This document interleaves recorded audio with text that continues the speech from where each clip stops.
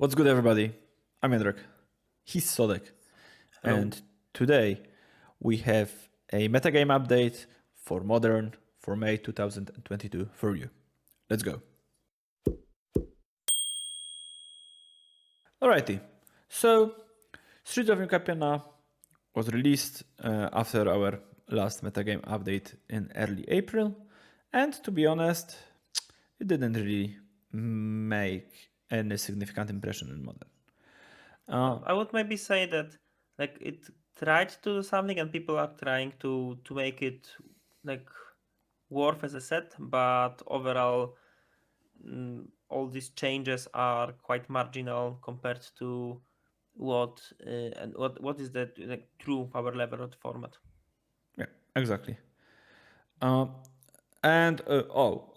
a pretty important point before we dive into decks, that we've heard your remarks and complaints that these videos are a bit too long. So this is our attempt to make it shorter. We'll have a updated formula of talking about tier lists. We will just focus on decks that either went up or down on the tier list, and we won't say for the 100th time that Merktide is very good or something like that, because there is no point in saying that. And we don't have infinite time on our hands, so we understand why you don't want to spend too much time watching those videos. Okay. And let us know in comments or another forum how do you like the changes, because after all we are doing all of this for you. Yes, because I love basically nothing more than sitting here with Sodek for 2 hours and talking, but I understand why you would rather do something else. Okay, so another update, another new addition to our tier videos will be the section called, let's call them new decks. Decks that were kind of around, but we've never really talked about them, and they kind of are getting some traction, and they are not good / popular enough to warrant their place on the tier list, but they are at least worth mentioning. And we have 4 of those decks for you today, and Sodek will tell you a bit about the first of them, which is Tameshi. Tameshi combo. This is a deck that's around for a while. It got popularized by Doomwake, I believe. It's a combo deck that Not Doomwake. like Doomwake. I I think think Doomwake Davius was Minimus was the player who played the most with like the deck by far. okay. Like remember Doomwake being quite high on Tameshi and playing it a lot, but that's it. Okay, the main idea of the combo is to combine Tameshi with Lotus Bloom and returning your lands to your hand. That's why, while doing this, you can produce mana and have a lot of lands in hand. So if you cast Cultivate your Colossus, you can draw a lot of cards. So and put a lot of lands in play, so you can create even more mana. So cast another Cultivator Colossus, and win eventually with, for example, big Final of Devastation, or just having a lot of creatures if somehow you can't attack. The deck was around and it's kinda set up already. It's not like the list changes significantly week to week. So the combo is known. Some players say that it's quite strong. I'm not very high on it though. In my opinion, the deck that can be attacked from many different angles, from creature removal, grave hate, artifact removal, stone silence effects, etc., etc., is just not good enough for modern. But it's around. Maybe I'm wrong. Maybe the deck is good enough to at least compete. Especially, it ended in the top 4 of the last modern showcase, so it means that at least the power level is there if you can surprise the meta game. Yeah, basically I agree with all of that, because it's not terribly fast. It's vulnerable to lightning bolt, to grave hate, to counter spells. Somewhat okay against discard, but still can be disrupted by it. Yeah, it So has tutors, but they are kind of expensive on mana, yep. so it's not like you can like keep only tutor hand and still win And fast enough. you either need to have Lotus in your opening hand to suspend it, or if you draw, like, basically you can't really afford to draw Lotus later on because you will be too slow, and at that point you either need Wargate or the Goblin Engineer Yes. to find it for you, because like Lotus drawn past turn, I don't know, two or 3, I guess. three, if you are playing against something fast, is just useless. Even worse than a blank because you most likely want it in hand. Okay. About the second deck, this is more like a meme in my opinion, but it somehow can win games of Magic.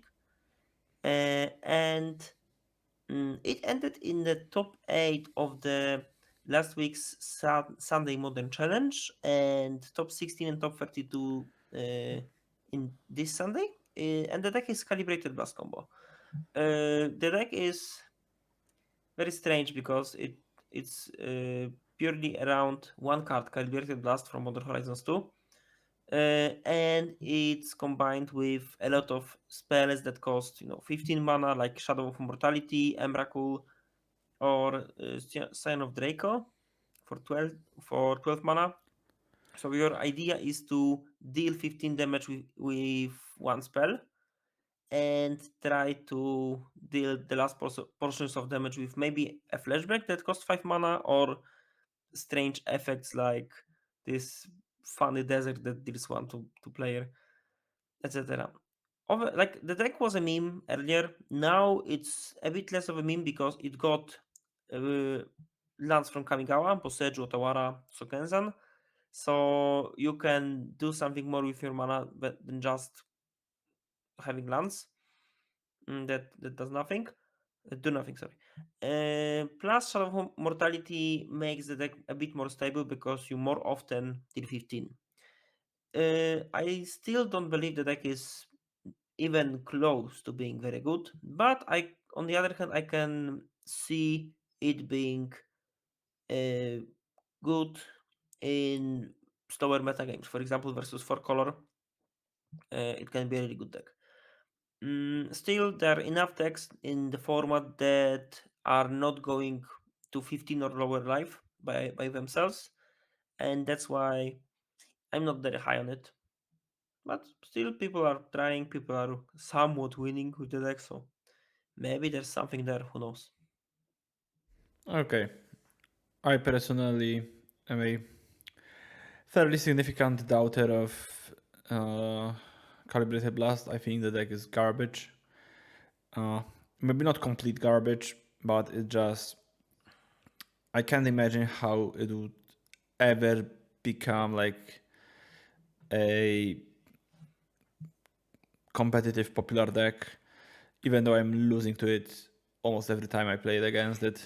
But yeah, enough about uh, a shitty one card combo deck, and now we are moving to a shitty 2 card combo deck, which is kind of popular, which is uh, Vivian of the Hand, I believe is her title, and Planebound Accomplice, which is basically the newest attempt to uh, revive Kikipod, more or less, as an archetype.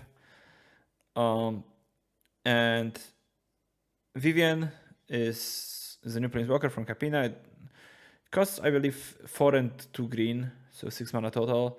And she has some abilities that are not that relevant, but her +1 or +2, some of the plus ability is sacrifice a creature if you do search for a creature with CMC equal to the CMC of the sacrificed creature +1, put it into play.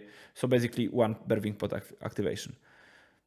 And Planebound Accomplice is a 3-mana creature, 2 red for a 2/3, I believe, and it's sneak attack for Planeswalkers. So red, you may put a Planeswalker card from your hand into play.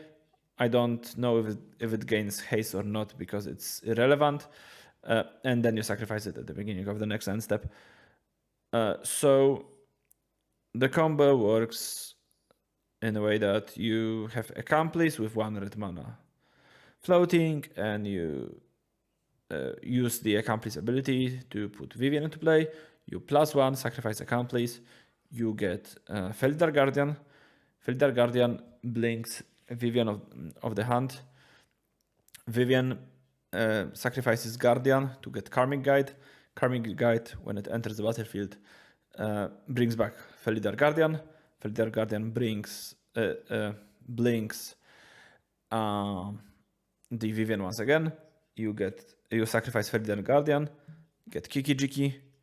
Kiki Jiki copies Karmic Guide. Karmic Guide gets back Felidar Guardian. Felidar Guardian enters, blinks Kiki Jiki, and then Kiki Jiki loops indefinitely with or infinitely, not neither infinitely nor indefinitely, but arbitrarily large amount of times with Felidar Guardian.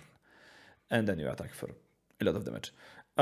So my biggest problem with this deck is that it's a 2-card combo that wins the game, but it doesn't win the game through removal, and it requires you to play a bunch of bad cards in your deck. And you already have many of these combos in Modern that are 2 cards. Lose to removal forces you to play bad cards, and they were never very good. So Yeah, like in my opinion, it's like a 4-color deck, but instead of having a good one, you are playing a cool one.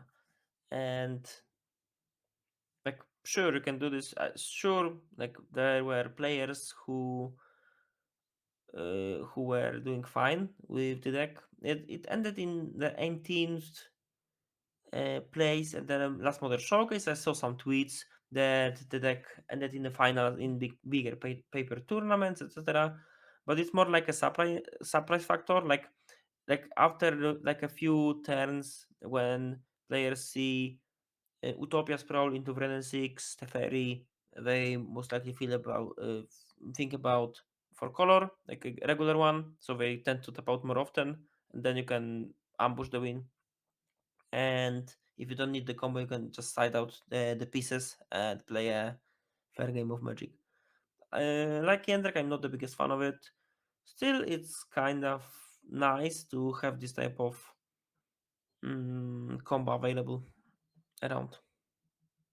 yep. And the last deck that we've wanted to talk about is not necessarily like a new deck, but it got some pretty significant additions, and it's Reanimator. As I've said in the New Capina top 10 list for Modern, Tainted Indulgence is by far the strongest card for Modern, aside from Triumphs, in my opinion, and it's shown. I think it was shown by the results from like leagues. People were playing a lot of Reanimator. I know Canister played it for several days in a row, and although he wasn't super impressed in the deck, and like he said, it's quite a bit better, but still not great. And I think either in a challenge, but I think it was in a showcase, there was a blue-black Reanimator control deck in a top 32. It was just named blue-black on Goldfish, and it was like Archon of Cruelty, you have some Persists, you have Tainted Indulgence, and then you have a bunch of like interactive spells. And I think that this type of like, I remember when Modern Horizons 2 got released, Aspiring Spike built, as per usual, a lot of decks. And there were a bunch of dots, of course, but there was also like a first post MH2 Rhinos list that people started playing, and it evolved into what we have today. And he also had a blue black Reanimator list in there, like Archon of Cruelty, Jace the Mind Sculptor, like basically a Splinter Twin approach when you have a blue control deck and then you have a combo finish, but instead of Splinter Twin, you have Archon. And I think that Tainted Indulgence is the card that was really, really missed from that deck. Like, right now, you can actually play this deck because you don't have to play Unmarked Grave anymore. Or you can play it in like smaller quantities. I don't think that this list had any copies, but One, okay. So yeah, like Unmarked Grave is just a horrible card for like a control deck, or frankly for reanimator decks as well. But you kind of have to play it. I'm quite curious. Like one armor grave, like you still have like 2 snapcasters, but it's kind of shitty to play something to fight a flashback spell. So it's kind of unnecessary, in my opinion. Still, the deck is somewhat reasonable. It looks like a reasonable pile of cards, but yeah, again, I'm kind of interested to... in playing it. Maybe I will take it to my weekly modern tomorrow. If I don't think I will have time to build it though, so I don't know. But at some point I will probably play it. If not on Modo, then in paper. Yep, that's all we had to say about new decks. And now we are gonna move to the new version of our tier list segment. Obviously, it will be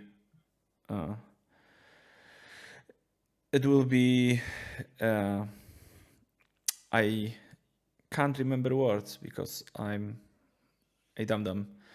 Like, the segment will be following, I guess, the regular explanation part of the video, you know, the one that we always have.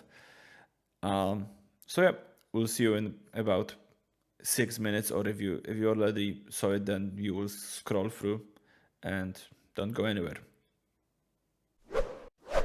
Okay, so we've already went over our tier system in our first video, but thanks to Sodek's brilliant idea, we've decided to record this part as a separate segment that we'll just put in every tier list update, so it will be more convenient for those of you who are watching us for the first time to learn how we understand different letter grades given out to various decks. If you've already watched this segment in one of our previous videos, feel free to skip it because it was literally copied and pasted in the post-production and is identical to its predecessor in our previous videos. Our biggest problem with the tier system was lack of meaning behind different tiers itself. Without a proper context, you can argue with your friend whether a certain deck is tier 1 or tier 2, only to find out that you both might meant the same thing by saying tier 1 or tier 2, but your understanding of what tier 1 or tier 2 mean were different. Because of that, it was vital for us to create a unified system as to avoid any misunderstandings. There are many qualities by which you can describe a deck, but we've decided to stick to 2 different axes: raw power and positioning. What do we mean by raw power? For example, a deck that presents a fast, stable combo kill backed up by multiple layers of interaction is a deck with high raw power. Living End comes to mind as such deck, thanks to being a one-card combo with a lot of cantrips and free interaction. Other archetypes that's high on the spectrum can be Murktide Regent. Consistent 2-color mana base, a smattering of highest quality threats and answers, and great sideboard options speak for themselves. How about a deck with low raw power level then? Well, it's harder to find those decks in a format as powerful as Modern, and previously we did have Mill as an example of a low raw power level deck, but I think that's actually Burn that suits that description the best. It is doing the same rather unimpressive thing every game. Its cards are not great individually, just look at Shard Volley or Skullcrack, and the strategy is easy to hate out, but it can be a contextually strong choice in the right metagame.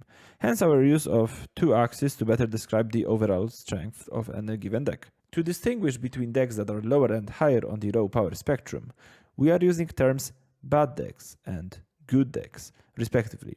Notice that both of those adjectives are in quotation marks, and they are not the only factor when it comes to the overall quality of the archetype in question. A low raw power level deck can be good or even great choice on a weekend, and those words are just making it easier for us to communicate with you and each other. Second axis is positioning, and here the description is much more straightforward. Decks that are low on this metric are poorly positioned, and decks that are high are well positioned. When it comes to tiers, we've decided to split our tier list into 4 different tiers: S, A, B, and C. S tier is fairly obvious. It's just best deck, or decks at the moment. Sometimes it will be one deck, sometimes multiple, and other times there won't be any S tier decks. As far as A, B, and C tiers go, those rough guidelines will help you understand what we mean by those tiers. Most of the time, A tier decks are both high in raw power and well positioned. B tier decks are good on one of those axes but low on the other one. So for example, if Living End, a deck that I've already deemed as a really strong deck in terms of raw power, is poorly positioned, it will end up being in B tier most of the time. Conversely, if the metagame is favorable for Burn, a low power level deck, it will also end up in the B tier. And sometimes, if it's extremely well positioned, it can even end up in the A tier. Keep in mind that those cases of low powered decks in A tier will be few and far between and won't happen more than a couple weekends per year for any given archetype. And then the C tier decks are, in our opinion, irredeemable under certain conditions that are true in the format at any given point. To sum it all up, we've prepared this handy dandy TLDR for you. So, to recap, S tier decks are best deck or best decks in the format. A tier decks are either well positioned good decks or very well positioned bad decks. B tier decks are either poorly positioned good decks or well positioned bad decks.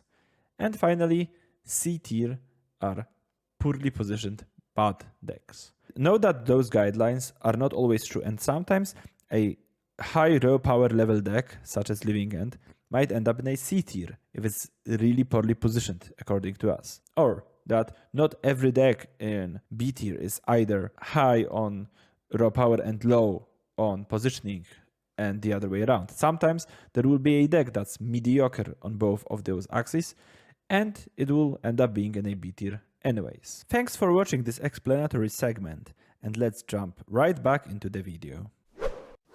Alrighty, so as you can see, it looks completely different to what it did last time we had one of those. Maybe not completely different, but significantly changed.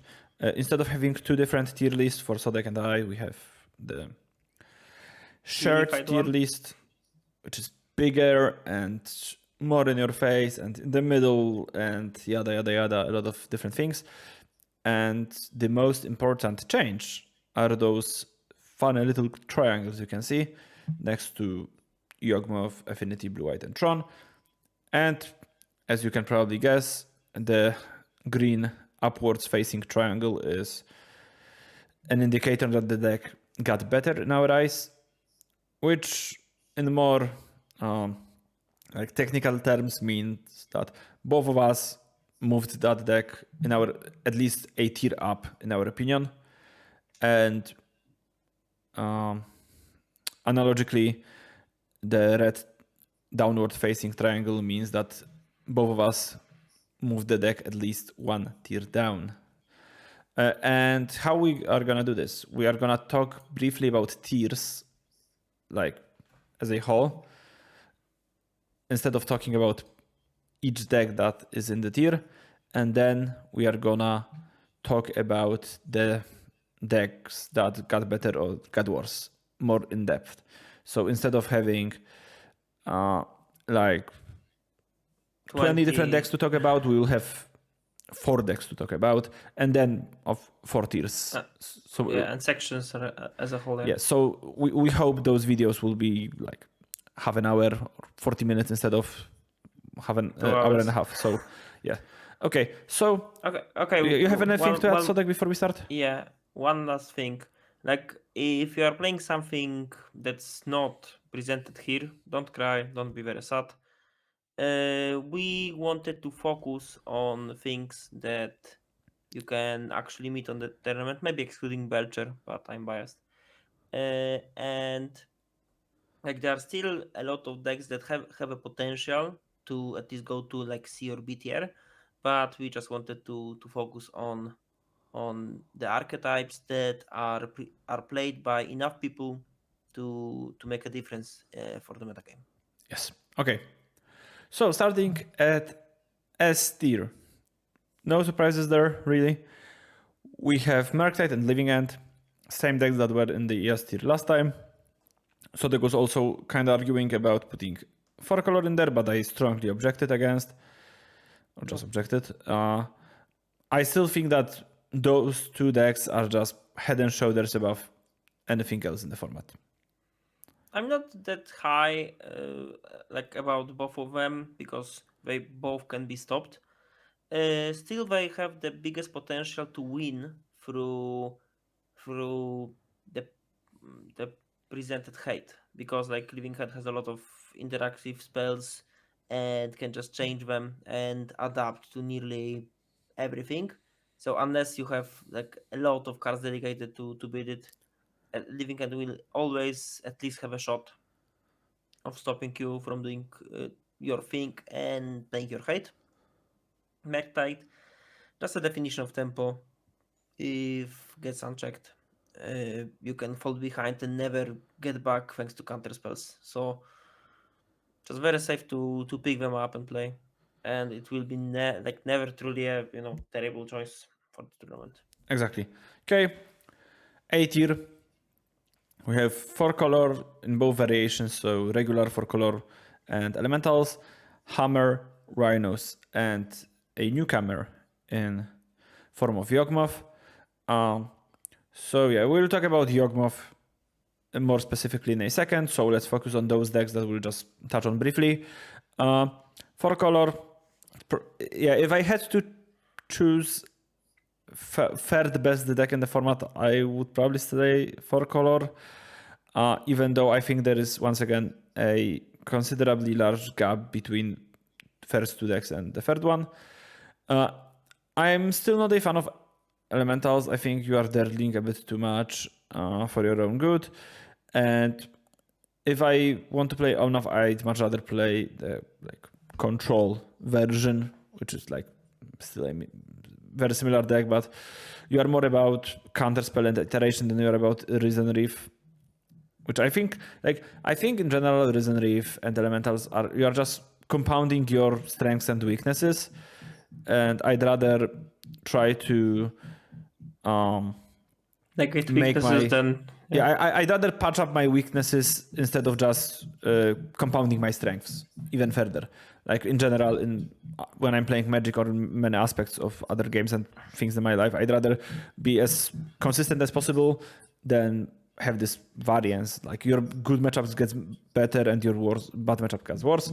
I don't like this approach. Hammer, still something that what's your problem with that? Like I'm just on the other side. Like I like this high variance aspect of Magic, but after I every time I say that I kind of like it, then I'm remembering myself being extremely sad after I got paired against like my worst matchup twice in a row. So maybe I should change. Who knows? Yes. So Hammer is basically the same it's been since Lurus got banned. So it's no longer on the top tier of the format it once was, and it's just a good deck. It's pretty universal at this point that we are playing blue cards in Hammer. I think I haven't seen a non-blue-white Hammer list in a while. I saw white black versions, but it was just one out of many other different basically white blue versions. Most people play reality chip and then Lavinia, Spell, Pierce the Fairy, this kind of stuff. I really like that more and more people accommodates for blacksmith skills in their deck. It's a really good card. Yeah, and you should play it. especially for sideboard. Yes. And then Rhinos. Definitely something that speaks to an advantage of Rhinos is that Yawgmoth is rising in popularity, and Rhinos are by far the worst matchup for Yawgmoth in a way that's not really fixable, I think, but we'll talk about it in a second. And yep, Rhinos are just good cards. Yeah, if we can compare Rhinos to Living End, they were put on the same level right after the Lurus ban, and now we can safely say that Living End ended as a bit better Cascade deck than Rhinos, because after all, the raw power of the Living End is just better than For the sure. flexibility and trying to have a better plan B.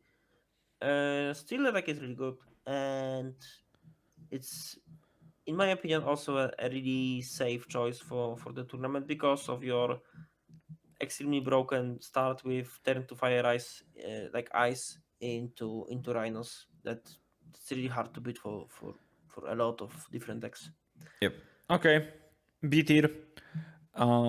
Maybe we should say about Yawgmoth something. No, we will talk about decks, like the decks that we actually want to talk about later. Sure. Okay, so B tier we have Affinity, Amulet, Burn, and Blue White. So once again, Affinity and Blue White will be touched upon later on. So Amulet is a story as old as Amulet's career in Modern, basically. Well, I guess after Summer Bloom got banned, because before that it was actually really, really good. A new card comes to Modern, or there is some change in the meta game, and people are like, "Oh, Amulet will be really good now," and usually it isn't. And the newest thing was, what was the newest thing that Boseju. yeah. Amulet is still not great. You are still pretty bad overall against Murktide, I think, like in a set of games. If you have 4 main deck caverns, I think you are favorite game 1 and like pretty considerably favored. But in a set of games against Magus, not a fan. But your matchup against Living End is probably like okay-ish, right? Depends how much hate cards you have, because if I'm playing Living and the opponent has main deck Bujuka book and like the mix of like 1-2 relics and endurances, that it can be kind of rough, but not that many Amulet players are very high on this take and playing a lot of hate cards. Still, you can easily lose, especially if Amulet is on the play and starts with turn 1 Saga. Yes. That can be quite scary because like they have a decision if they want to go for the Amulet and try to go for the turn 3 kill, or if they want to go for the hate. Relic. So that's mainly relic. About the Amulet, right now, like people are not playing Blood Moon that much because it ties to Boseju and Force of Vigor. People are more into Magus of the Moon. That's much harder to kill, and that's why Amulet can have its good showings, but it's not as powerful as it was like 2 months ago, for example. So, like, if you are an expert on the Amulet, sure, go for it. It's like having the option of turn 3 kills while having a reasonable grindy plan, will always be at least reasonable. But I wouldn't say this is the best time to play the deck. Okay, and then we have Burn. Burn is, well, Burn. Nothing has really changed. It's still throwing lava spikes at people, and it's still kind of mediocre, but gets the job done just often enough to still be like a competitive deck. Yeah, like the only thing I want to say about Burn, like maybe I said that a month ago. Bear has a reasonable matchup versus Cascade decks and for color, so there are strong arguments to pick this deck for the tournaments. Although like playing versus Merctide is an uphill battle. Hammer 2, Amulet is really hard to beat. I personally don't know how the matchup of Baron versus Yawgmoth look like. I want to say that Yawgmoth should be favored. Sorry, Baron should be favored because like Yawgmoth loses life of its engine. I think so as well. But on the other hand, Yawgmoth can brick wall opponents' creatures quite easily, so maybe there's a chance for Yawgmoth to break this symmetry. I have no idea. I would like ask Frakov next time I meet him. Yeah, I think it's mostly the function of how often Ben is on the play and has turn to Searing Blaze for Yawgmoth's Mana Dark. Reasonable. Okay, moving down to C, we have Tron that we'll once again talk about later, and then we have two Sodek decks. So Sodek, you have 3 minutes to tell us why these two decks are kinda terrible right now. 3 is more than enough.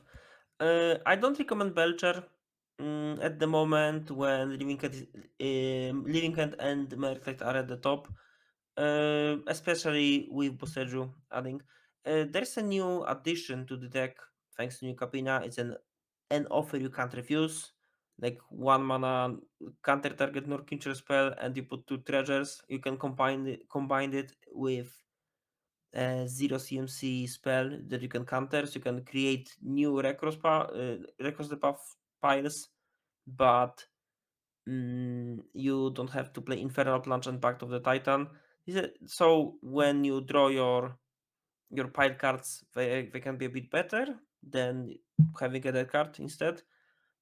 Still, this upside is not good enough to make your bad matchups better. That's why I'm not the biggest fan of the deck. Still, like similarly to Amulet, like if your deck can kill on turn 3 often enough, you can somehow sometimes spike the tournament anyway. So, so if you really love the deck, you can still try it, but I think there are better options if you want to win the tournament. About Dredge, really wanted to put it on the B, but Jędrek told me that like Dredge belongs to C, and I like sadly had to agree. Still, it had some results like the top 32 at the last showcase, and it like sometimes like gets its wins. In theory, it has a good matchup versus Merctide, reasonable matchup versus Cascade decks, and for color. But it's not stable enough to show that it has good matchups versus top tier decks, because Dredge more often loses to itself than meets its good matchups all the time. That's why, again, if you want to play something that's graveyard related, like Living End is a much safer choice. But if you are like a Dredge aficionado, still it's a reasonable, I would say, deck to try to spike, because sometimes you will have this turn to unbeatable draws. But again, maybe it's better to focus on other decks that can fight with failure rate a bit better. Okay. So that's a brief rundown for our tier list. So now let's focus on the decks that actually change its positioning, starting with Yawgmoth, which is, as I've said already, the newest deck we have in A tier, and it's the first time that we have Yawgmoth in A tier, actually. I think Sodek had it at some point in his own list. I've never had Yawgmoth above B, and it was usually in C. And I think the reason that Yawgmoth started winning so much is that people finally understood that two best decks are Living End and Merctide, and they started playing Yawgmoth into these decks a lot. And from what I understand, Yawgmoth is a good matchup, or Living End is a good matchup for Yawgmoth. That's what I understand. Like, it's not unfavored, maybe. That's what we'll say at this. It's at least 50-50. And from what I understand from my experience, even though I'm playing a bit different Merctate list, but I do think that my list is even better than usual Merctate against Yawgmoth, because the key to beating Yawgmoth, in my opinion, with an interactive deck is to land a Planeswalker and just ride it to victory, like just play Jace and untap with it and win. And I do think that Yawgmoth is a matchup that can go either way, and I don't feel terribly good against it. I don't think like it's a bad matchup, but I think Yawgmoth is basically the only deck in a format, I think, that has close or better matchups against both Living and Merctate. I don't think there's any other deck in the format that can say this. Dredge. Without being absolutely terrible against anything else. Okay. Now I'm most likely agree. About Yawgmoth, like we are in a strange position because like the Yawgmoth's dominance was shown like 3 weeks ago, like maybe 4 weeks ago. I think it was maybe 3 even earlier. 3 or 2. I think the first very strong signal was the SCG event. Yes. When Yawgmoth had insanely high win rate. That's true. Win rates with like a big representation of players playing it. And after that, Yawgmoth players kind of dominated MTGO for a few weeks, and it was correlated with the lack of the natural predators of the deck. There are like 2 decks that are really good at beating Yawgmoth. It's 4-color versions and Rhinos. Yes. Both of these decks are really good against it. Still, when both 4-color or Rhinos are kind of low, then Yawgmoth can just play and dominate. Like, we should finally stop saying that, deck playing a really like draft cards from Dark Ascension is not a playable modern deck, because I don't think it was ever about that. Like I heard a lot about it, that if you are playing Young Wolf in your modern deck, then maybe you are doing something wrong. In my opinion, it's exactly the opposite. Like, if your bad cards can be really good in the metagame, because for instance, Young Wolf is really good at stopping Ragavan, or like Undying creatures are good at versus removal, because you have to kill it twice, then it's actually an upside of playing this type of strange cards. It's not even about that. Like, good and bad are very subjective terms, and it's relative to how the deck functions. Like, Striped Riverwinder is not a modern playable card, or Waker of Waves, or Curator of Mysteries. But if your deck abuses them, like Living End, that's the cards that are good in this deck. Similarly, Sigarda's 8 was not even playable in Limited, but in Hammer is one of the best cards, and it's a really good card for the archetype. So True.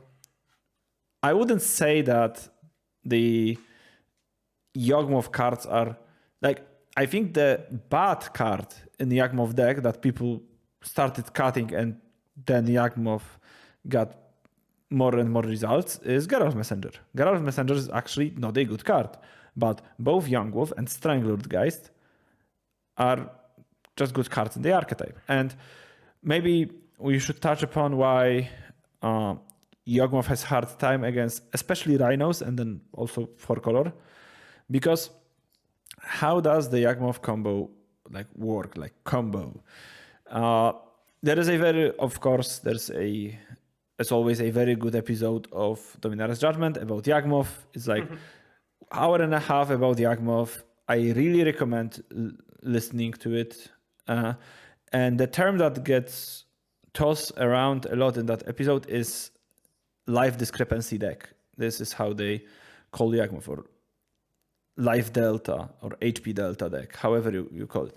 And what does it mean is that when you combo with Yawgmoth, you need to have enough life to draw cards and ultimately to kill your opponent.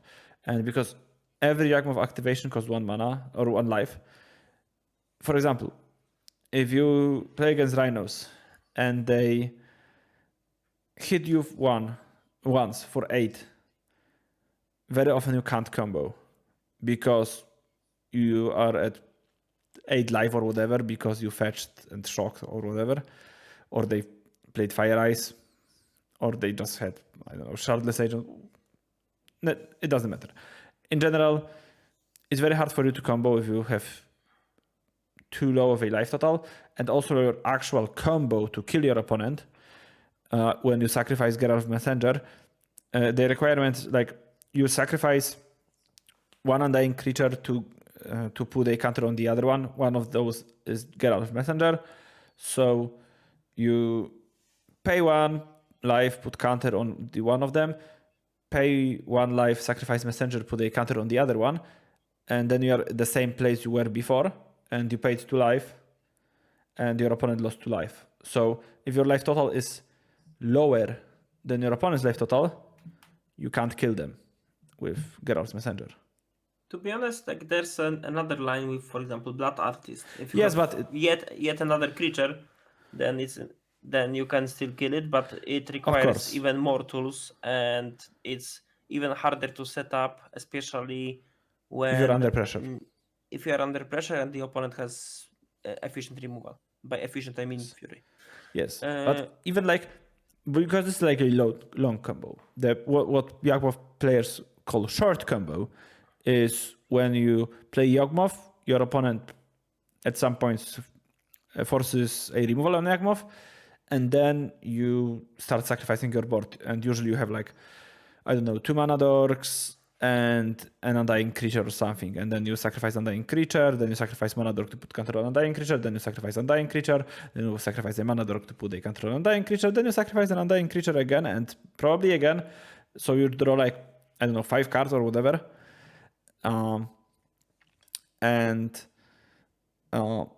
If you do this after you get hit by Rhinos, then you have no board because you sacrifice your board to Yawgmoth, and you have 3 life, and your opponent have 2 tramplers. And the fact that Rhinos are 4 for tramplers, so you can't chump block them with Young Wolves and then sacrifice them to Yawgmoth, because it, like, you can, but it won't do anything because of trample. It's also a really important part.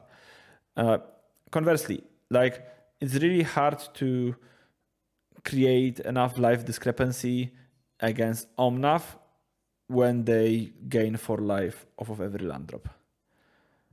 True. And versus 4 color, there's also an argument about like a lot of unbeatable draws happen when 4 color players are on the play, because they play land pass, you play land Birds of Paradise or Hierarch, they go for an 6, kill your dork. And it's really hard to come back because you lost your whole turn. They still have a removal for yet another dork you play, and they will play even better cards later on. Yes. So this is one approach. Another approach is just you play dork. Like, even if you're on the play, you play dork into dork plus Young Wolf, Strangleroot guys, they go Fury. They lost 0 mana, you lose 3, like 2.5 cards, for example. And Yes. again, it's really hard to come back. Exactly. Etc. etc. Also, this is also like the life discrepancy argument is also why I think we both said that Burn might not be a very good matchup for Yawgmoth, because you just get bolted and spiked and whatever, and then you can't combo unless you just have a Blood Artist or some other way to gain life back. So yeah, it's pretty hard to combo against Burn. True. Plus, they can have Searing Blaze for your dork, and then you are in big trouble. Okay, let's move on to Affinity. Okay. I guess. Last sentence. Even if at the moment on Magic Online Yawgmoth is not very high, we can safely say that Yawgmoth Pro Has proven. has proven that it has power level to compete at the highest level, and there are for sure meta games when Yawgmoth can be considered as one of the best decks to pick and play. That's why we all should focus more about Yawgmoth. I probably said it earlier. I wouldn't mind playing more cards, especially to stop Yawgmoth. For example, more pitting needles. This is something that, like, if I would see one pitting needle in sideboards, and someone would say that yeah, it's only for Yawgmoth, I would say sure, go for it, because Yawgmoth is popular and powerful enough that this slot would be worth it. Okay, let's move on to B tier. The Affinity deck has been making some waves for a while, and there were 2 Affinity decks, I believe, in the top 8 of the last showcase, which is very impressive for a deck that was relatively unpopular. True. Compared to also top of the format. Also, these lists are not the same. One is blue-white, it ended in the finals, played by Charlie. It's Antonio del Moral. Yes, being a PT champion definitely helps your chances. That's true, but people people playing blue-white Affinity were arguing about how, if you want to play 0 mana creatures or not, if you want to play 8 of them and then play Springleaf Drums, if you don't want to play them and you don't want to play Springleaf Drums. And Charlie found the balance of playing only 4 Mem Knights, because it can trade with Ragavan, so it's better to play it than Ornithopter, then only 3 Springleaf Drums, and a pile of interactive cards. 3 Metallic Rebuke, 2 Teferi Time Reveler in the main deck, and Relic of Progenitus. So I assume all of these cards were to help versus Living End in game 1. And the effects like Thought Monitor, Thoughtcast, etc., Esper Sentinel, Ingenious Smith are here to help fighting versus Merktide or for color, if you're trying to outvalue them. Yep. In my opinion, the position of Affinity right now is a consequence of not enough representation of Urza's Saga decks in the format. It was Hammer was around, but all other decks that were very high on Urza's Saga, they didn't have really good results, and because of it, people started to think less about Urza's Saga and more about, for example, Living End or Merktide or For Color.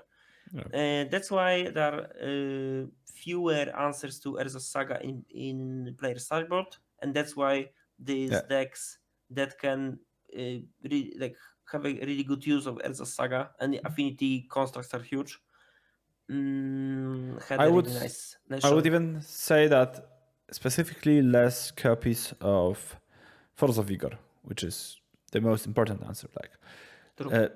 You see much more Living End plays creatures that can get evoked a lot.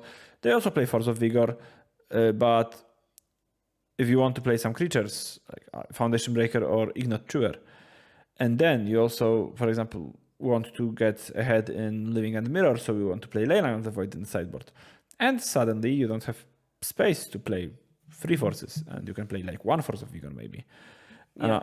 And it significantly decreases your matchup against Urza's Saga, I think. Also, we'll talk a bit about Blue-White in a second, and Blue-White has been cutting marches, just playing main deck Dresdens instead, or in general less of that effect. And marching an Urza's Saga is a really important part of why Blue-White was good against Affinity, in my opinion. So, yep. Cool. Definitely. And also, I would say that Affinity is like kind of reasonable against Living End. Like you have like your draws on the play when you start with Saga are good against Living End. Yeah, especially Because you have Relic. when you are playing Relic main deck, yeah. So you can like two main lines of interaction for Living End is Grief and Force of Negation. And if you start with Saga on one, then it can't be forced or can't be griefed. And you just get Relic before they have free mana. And you are golden. On the draw you might be too slow, but in general, I think like you have very plausible lines to win against Living End with Affinity, even if the matchup overall is not that great. You can win it, like not by like you're not stretching too much, like to have a scenario when you win. And I think your matchup against Murktide is once again much better if your opponent doesn't have main deck Jaces, because like playing Darcy against a sea of country pink creatures that can trade with it in combat is not the best idea. But yeah, I think Affinity has been kind of neglected. I also think that 4-color getting kind of less played in the last few weeks than it was before is a boon for Affinity, because I think 4-color is not a very good matchup for Affinity. I think that 4-color does basically the same thing, but better and larger. So yeah. Anything else against Affinity about Affinity? Like I also wanted to say about the second list, like mono blue, like very old school. 4 memories for Ornithopters, 4 Frogmites, and 6 Mirror Forcer effects. So like it turned out that in the last weekend, even going for this mono blue old school version, like it was maybe just a good meta call, maybe the guy Tezay was drawing like hot all the time. We will never know, but like 2 affinities in the top 8 of the showcase is a strong signal in my opinion that the deck is at least reasonable for a second. We'll see how the metagame will adapt, and it's quite easy to hate that affinity, so I wouldn't try to like play it for play like to pick the deck and trying to win in the next like few weeks. Yeah, don't go to card market or whatever whenever you buy your cards and just buy the whole deck in hopes to winning your next tournament or whatever. I guess in paper it's slower, but don't buy it on Modo and hope to win a challenge next week, basically. Okay, Yeah. Blue-White, very quick remark, because it was down in C for both of us, now it's in B, and it was kind of unanimous that it should be in B. I think that Blue-White has a decent Living End matchup if it moves back to playing a bunch of chalices. And I also think that Murktide matchup is bad, in my opinion. Like, skilled Murktide player will win this matchup very often, in my opinion. But if the Murktide player isn't more experienced than the control player, then Blue-White has a chance, of course. And then I do think that Blue-White is a good deck against Yawgmoth, which is getting a bit more popular. Because, once again, one of the best ways to win against Yawgmoth is to land a Planeswalker. And Blue-White just have a bunch of Teferis and sometimes like EJs or whatever. So I do think that Blue-White is getting a bit better than it was. I still wouldn't play it because it's cringe, but if for some reason you don't want to play Murktide or 4-color but still want to play Counterspell, then by all means go for it and play Blue-White. And you only have to be a bit ashamed, in my opinion. Yeah. Also, like one thing before you like start seeing OMG, Blue-White or Jeskai control is really high on MTG Goldfish, and this is a signal that I should play it. Note that like a lot of the results are from the 2 very experienced players. It's Mr. Kafuyet and what are also known as Julian Bafotapa. So it's maybe not the power level of the deck, but more like a Power level of the player. Of the player. Yeah. So if you're not a Frenchman who's been playing those decks for years, maybe consider Yeah, playing maybe something maybe else. for color, maybe rhinos, like something But that plays it's similarly, maybe Merktide. yeah, but once again, it's not like a terrible deck. It's just worse At than the moment. At the moment. yeah. I think it's just worse than the decks above, but it's still like defensible choice, I would say. Okay, and finally Tron. And honestly, I've been looking at this red arrow next to Tron for the last 35 minutes where we are recording this, and I have no idea why it was higher before.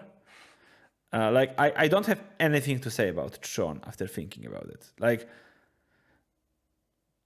I know that Sodek always loses to free relic, free warping whale draws out of or like Although lists of Tron. in our last bigger paper tournament in Poland, I won versus Tron, but in game 3 they moved to 3. Okay, so that's why it was Tron is in C tier because Sodek won against it instead of losing to it. Everything makes perfect sense to me right now. But yeah, overall, like I just think that Tron has the same problem of just lagging behind the format in power level. yeah, like your powerful draws are still powerful, but like similarly to Dredge a bit. Like if the failure rate gets you, it's really hard to come back. Yeah, and like better decks also have those really powerful draws that are very hard to beat, but they don't have nearly as high fail rate as those decks in C tier, basically. So yeah, like modern nowadays is just like sometimes you just have to accept that opponent had nuts and you lost, yes. but it's very often a battle of fail rates and who can do more important things when they don't have nuts. Yeah, and Because basically you can see from the tier list that from the top to the bottom you have very, very consistent decks on top, and then you are getting slightly more inconsistent. At least if you are playing like if you're playing like a linear deck, I guess. Like the most consistent linear deck is basically Living End. Then you true, have those because A of tier decks. Then you have like Amulet, and then you have C tier decks. So it's basically it. that's surprisingly true. Like now I saw that and I can't unsee it. Also, That's true. quick remark about Tron, I guess. It's funny how the 7 mana Karn is almost worse than a 4 mana Karn. I think 4 mana Karn is the planeswalker that people are actually scared of these days very often. If you're playing Cascade, you really don't want to see Karn into Chalice. Or we are playing, I don't know, Affinity and you don't want to see Karn. Or like in general, I think Karn Great Creator is almost better than Karn Liberated in many spots. Yeah, like in like again in our like paper tournament with our friend Lori. Lori WWA, also known Yeah, on Modo. that's true. Uh, was playing the prison version of Tron without Carnibulated, but more about Karn the Great Creator with serum powders, etc., etc. And I honestly feel that it can be a better approach for Tron players I to think so. go this way because you have at least you have a lot of really powerful hate cards that will win versus a lot of matchups. Yeah, and your non-Tron draws are much better. True. And thus reducing your fail rate that we've been just talking about. Okay, I think that's it. Still above 40 minutes. Yes, I think it might be under an hour total after putting it together. So we'll mark it as a slight victory. But Sodek wanted to put even more stuff into this episode, and I was like, dude, we can film it this way and see if we really can get it under an hour. And we probably had, so that's pretty good.